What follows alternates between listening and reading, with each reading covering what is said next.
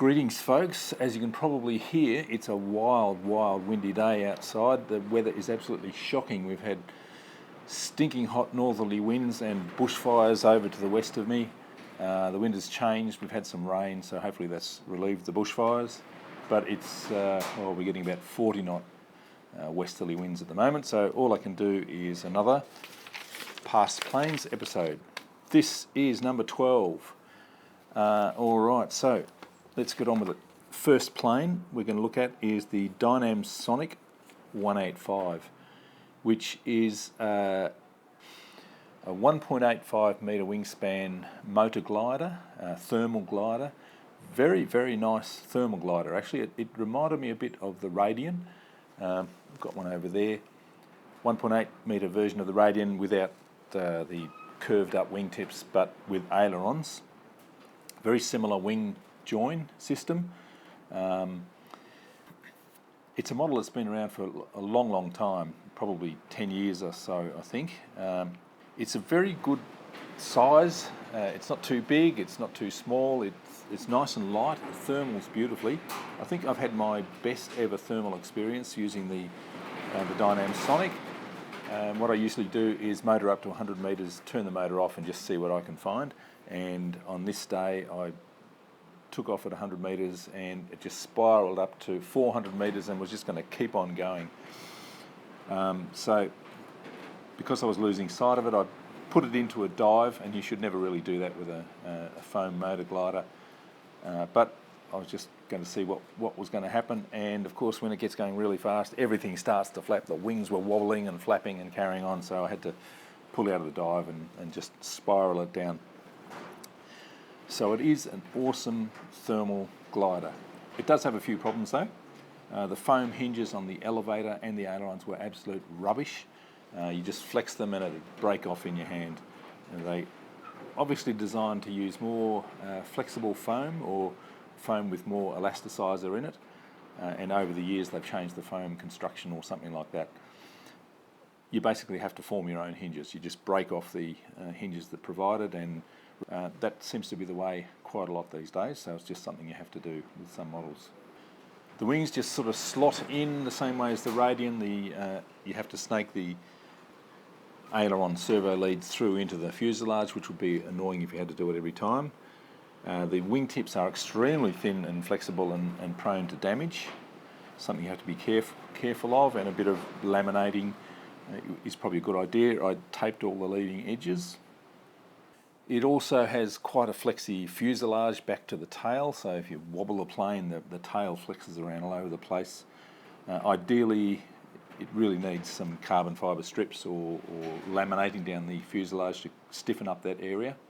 And the T-tail's quite flexy as well.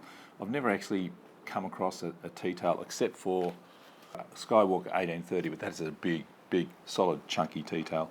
All the other T-tails I've come across have been too flexy. It's just not a design that works well in foam, in my opinion. It has a big powerful motor and a really nice spinner and folding prop, but that makes it very nose heavy. The plane balances out perfectly without a battery in the nose. And there's not enough space to slide the battery right back under the centre of gravity spot, so you actually have to add about 30 grams of tail weight to get it to balance properly. What I eventually did in my inevitable mods that I do with most planes, I moved the rudder and elevator servos down onto the tail, which added more tail weight, which meant that it balanced out perfectly without having to add that extra 30 grams of tail weight. And the, a 1300 3S battery fitted perfectly up in the nose. I don't have it anymore. I've got plenty of big thermal gliders, so I didn't need to hang on to that one. I've given that away to a friend. But if you're thinking of a thermal glider, that's a good one to consider. I would recommend that one. Next up came the Dynam Pitts Special, Model 12, I think it was called. It's a sort of an entry-level 3D biplane, modelled after the classic Pitts acrobatic plane. I'm not really into 3D flying at all. I may one day get into it, I'm not too sure. I found it to be very powerful, very manoeuvrable, but easy to control. It was a really good entry-level 3D plane with enough performance to take you into the intermediate and advanced level, I would say. There are a few problems with it. The supplied control horns were an absolute joke. You just crumble them in your fingers. They didn't even hold with the supplied sort of grip plate. So they were very poor. I had to change them for my own control horns. The aileron servos that came with the plane were glitchy and not reliable enough, so I had to pull them out and change them for my own Metal Gear servos. Vertical stabiliser and horizontal stabiliser are made from very, very thin foam and just sort of flat plate foam, and they tended to warp quite easily. My friend Michael had exactly the same problem. Wasn't a big problem, but it just didn't give you confidence in the strength of the plane, I suppose. But having said that, it was an awesome plane to fly. Really, really easy. You could do whatever you wanted. It would do rolls that were absolutely axial. You can just flip it into a roll, and it didn't corkscrew or anything like that. Just flips the roll and keeps on flying. I did my first controlled knife edge with this plane. Does it beautifully, very easy. You can hover it if you're a bit more experienced than I am. Loops, spins, all of that sort of stuff. Landing, taking off, all very easy. Heaps of power, heaps of control. Good fun plane. Just not quite strong enough in my opinion. Anyway, I had fun with that plane. Looks great, flies great. Great entry into 3D. Next up is the little Dynam Scout. And this is a plane that I really like. It's not a big plane, it's about a bit less than a metre wingspan, but it's a chunky and well-designed plane. It actually came ready to fly with a stabilised receiver in it, and it's quite expensive, but the postage from Banggood made it absolutely ridiculously expensive, I suppose because it had the LiPo battery in it. I'm not too sure, because it was a ready-to-fly version. Just ridiculous amounts of money. You would never pay that for a little plane like this. The plug-and-play version was much more reasonable cost. I just love the sort of the tough, chunky little build. It came with landing gear, but I took the landing gear off because I don't have pristine landing grounds very often at all, so it's much easier just to make it into a belly lander. I sort of taped up the bottom. It comes, you can take the plastic cowling off here, and there's a nice little plywood motor mount that makes it very easy to swap motors out. I've beefed up the motor, put in a bit more powerful motor. It's just a really fun little plane. Flies beautifully. You can treat it as an acrobatic plane. You can fly at scale if you want to. I like the little wing struts here that make it sort of hold it all together and make it quite strong. Just a right size plane, I think, for chucking in your car and having a blast around. And it was actually very good with the stabilised receiver that it came with. It had the auto level. You could be flying along upside down, flick the auto level, and it would just bang itself upright again and fly straight and true. Great little plane. Highly recommended. Love it. Okay, so next up we come to the venerable Bix3. I love the Bixler 2. It's my favourite of the Bixler lines. But the Bix3 came on special. It came at a really good price, so I thought, oh well, I better try and see what it's like. A bit of a revelation for me. I thought it has enormous control surfaces. I never use flaps on these sorts of things, so I just sort of joined the flap and the aileron together, and I thought it was going to have really nice sort of aerobatic performance, but it was just so slow in the roll, such little roll authority. I was absolutely amazed with that enormous control surface. But it has sort of an undercambered wing, I think, and just the subtle differences between this and the Bixler 2 make this sort of more of a glider than the more aerobatic Bixler 2, I suppose. So I was a bit disappointed with it when I first started. All the Bixlers come with this terrible whiny motor. So I've swapped out the motor for a 2826 1400 kV, which pushes it along beautifully. It has some really good features. It has more space for FPV gear, and it has the quick release for the wing, which is actually a problem because after not much flying at all, the wing becomes really, really sloppy, and these twist bolts don't hold the wing down very well at all. So I've actually double-sided taped the wing on, and it makes it fly much better. I'm really warming to this plane now. I like the way I've got it set up with the wings sort of stuck down and I've got a flight control board running iNav in here. It's an Omnibus F4V1, FPV camera permanently mounted there. I've got my GPS under the wing just over here. I've got a receiver down on the tail there and the antennas there and there.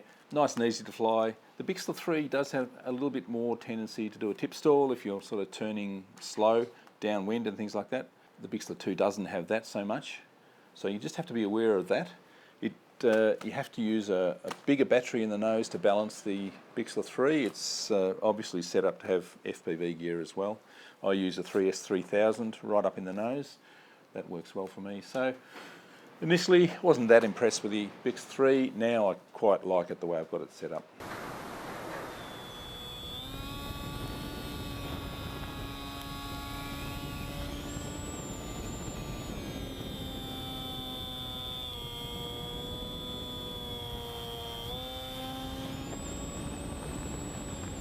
Not bad at all.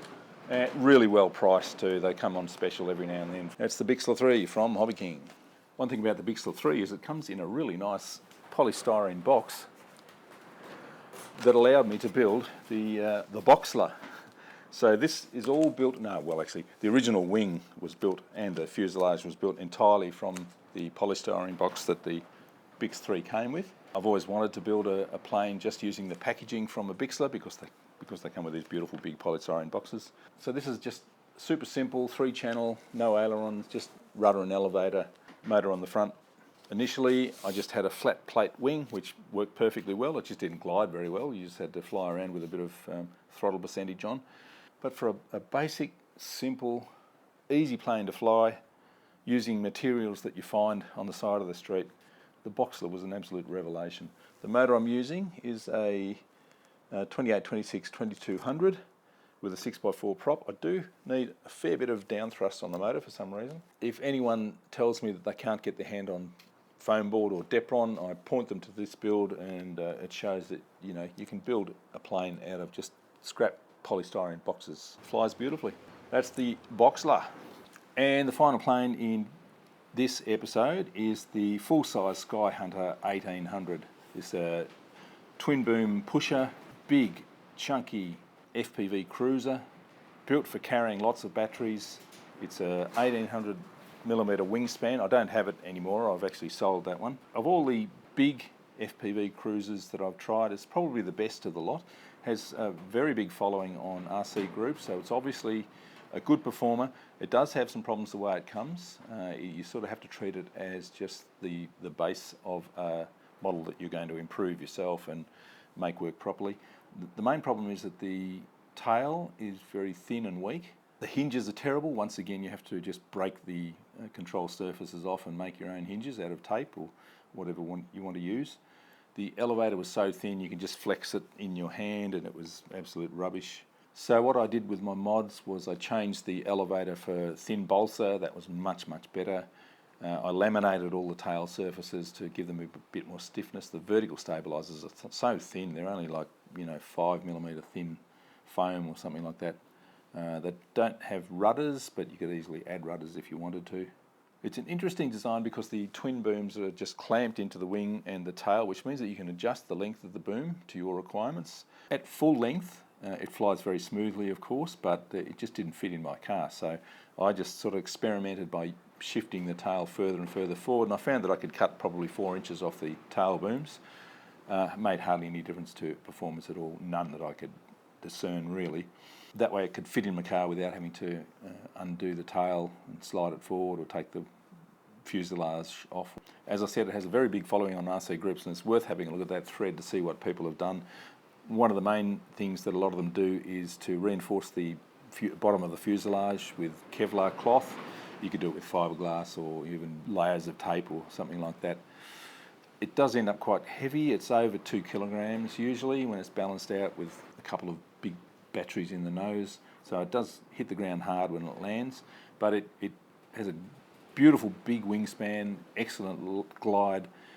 With a big motor, it can punch through strong winds without too many problems. It's not the most efficient airframe, I suppose. It has a little bit of form drag, but there's plenty of space in the fuselage and sort of different shelves and levels that you can put flight control boards and receivers and carry more batteries and FPV gear and all that sort of stuff. So it is a good basis for a long-range FPV cruiser, but it's not perfect the way it comes. It does need some strengthening work.